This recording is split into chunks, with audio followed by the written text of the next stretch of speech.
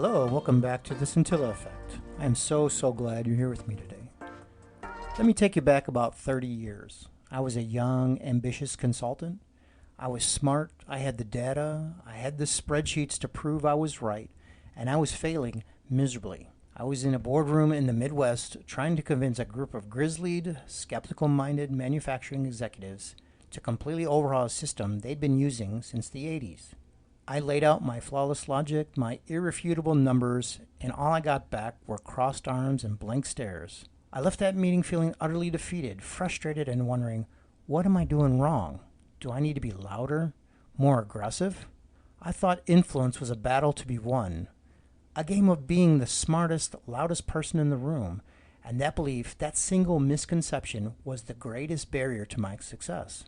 Today, I'm going to share the story of how I dismantled that broken model and discovered a new one, a model based not on force, but on flow. Not on manipulation, but on genuine connection. This isn't just a collection of tips. This is the story of my journey and the framework that emerged from it.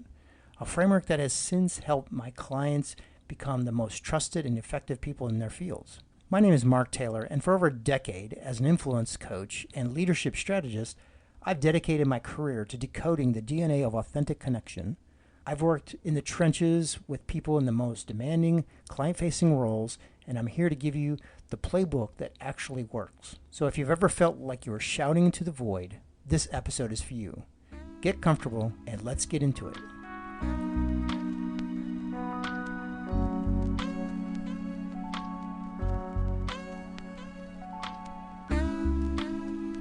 All right, so let's get back to the boardroom. There I am, a 20-something-year-old Mark with a presentation full of charts and graphs. I'm talking at them. I'm telling them why they're wrong and I'm right. In my mind, I'm thinking, the logic is undeniable. Why can't they see it? After the meeting, the senior VP, a guy named Frank, who had been with the company for 40 years, pulled me aside. I was expecting him to tell me to pack my bags. Instead, he said something that completely changed the trajectory of my career. He said, "Son, you didn't sell us a solution. You tried to sell us a spreadsheet. You never once asked us what we were afraid of." And that was the scintilla, the spark. He was right. I hadn't considered their fears, their pride in the old system, the disruption my perfect solution would cause in their life, of their employees. I was so focused on being right, I never stopped to be relational. That failure sent me down a rabbit hole. I realized that the entire paradigm I was operating from was flawed.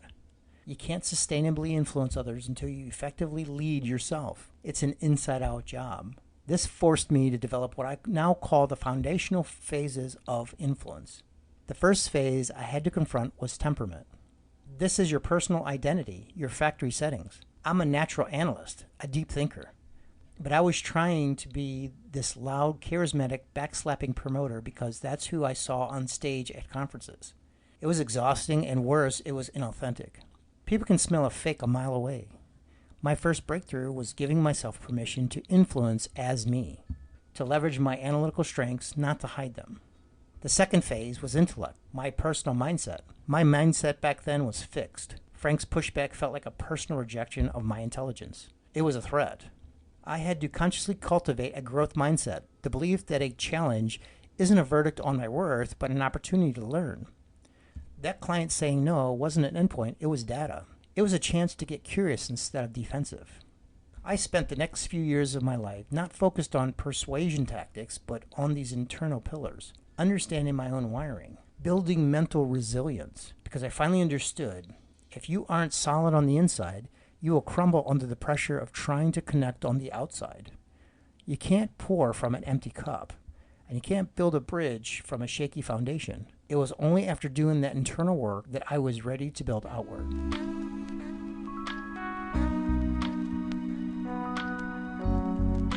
That journey of building a new mindset wasn't easy, and it started with small daily actions. If you're feeling like you're ready to start your own journey of building a more resilient, growth-oriented mindset, but you're not sure where to begin, I've created something just for you.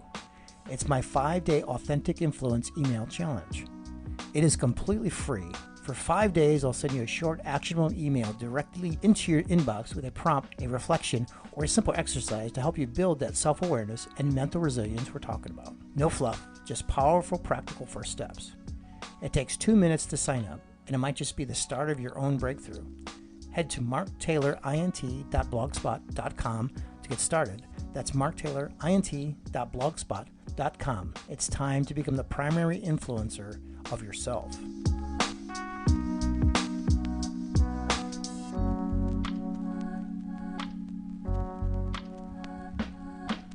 Welcome back.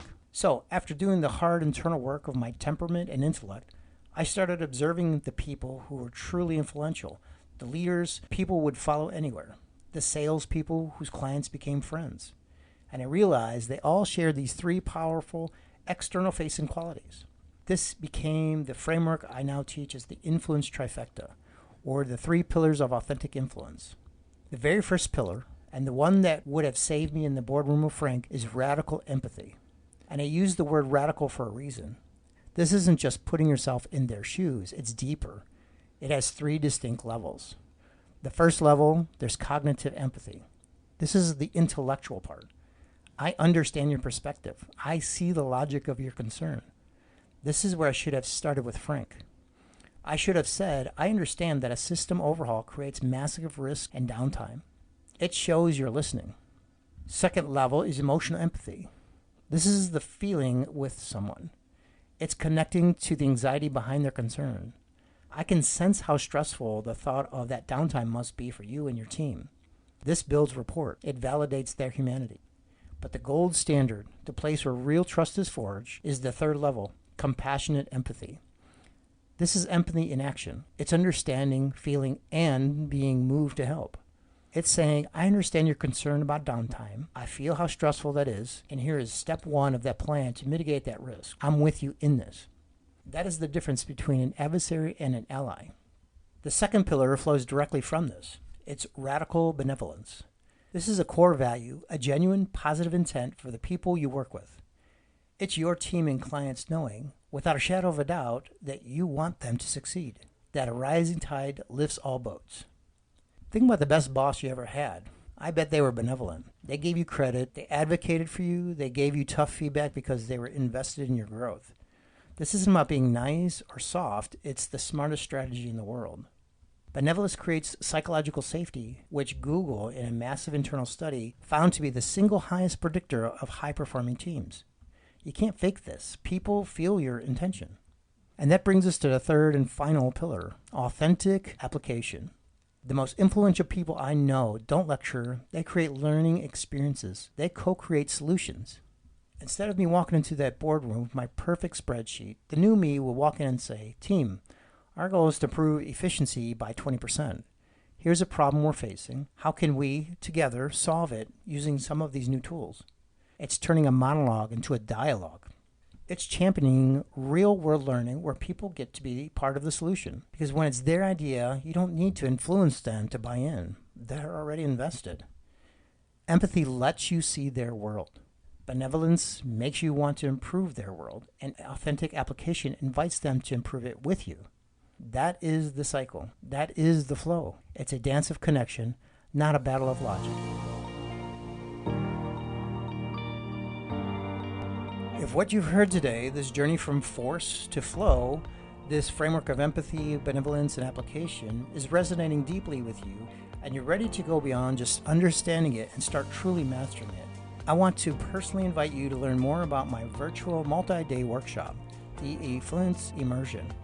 Over 3 intensive, transformative days, we do a live deep dive into each of these pillars with a small, curated group of dedicated professionals just like you. This isn't a passive webinar. We do a live coaching, interactive breakout sessions, and you walk away with a personalized action plan to implement everything you've learned in your specific role. This is the ultimate accelerator for your personal and professional growth. It is an investment in you, the most important asset you have, your ability to connect with other human beings. Spots are intentionally limited to keep the group intimate and impactful. You can learn more, see the curriculum, and apply for your next session at marktaylorint.blogspot.com. So there you have it, the journey from that frustrated young consultant in a boardroom to the coach I am today was paved with the discovery that influence isn't about having the right answers. It's about asking the right questions. It's not about being the most impressive person in the room. It's about making every person in the room feel seen, understood, and valued. It all starts with the inside-out work, knowing yourself, managing your mindset, and from that solid foundation, you build the bridges with empathy, you strengthen them with benevolence, and you walk across them together with authentic collaborative application. Your homework for this week is simple, but not easy. Pick one person, a colleague, a client, your partner, and in the next conversation with them, make your primary goal one thing and one thing only, to practice compassionate empathy. Don't try to win. Don't try to solve. Don't plan your response while they're talking. Just listen to understand. Connect with the feeling behind their words and ask, how can I help? That's it. Start there, because real, lasting influence isn't born in a single grand gesture. It's built from 1,000 tiny sparks, 1,000 scintillas.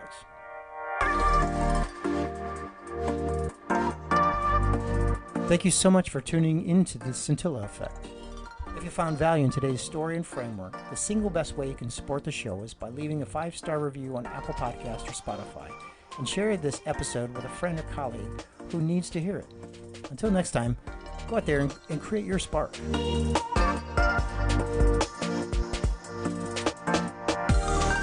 The information provided in this podcast is for educational and informational purposes only and does not constitute professional, financial, or legal advice. It is not a substitute for guidance from a qualified expert tailored to your specific situation. The views and opinions expressed by the host, Mark Taylor, are my own. While we strive for accuracy and completeness, Mark Taylor International assumes no liability for any errors or omissions. Any action you take upon the information presented is strictly at your own risk. This podcast may feature sponsored content with affiliate links for which compensation may be received. All such relationships are disclosed.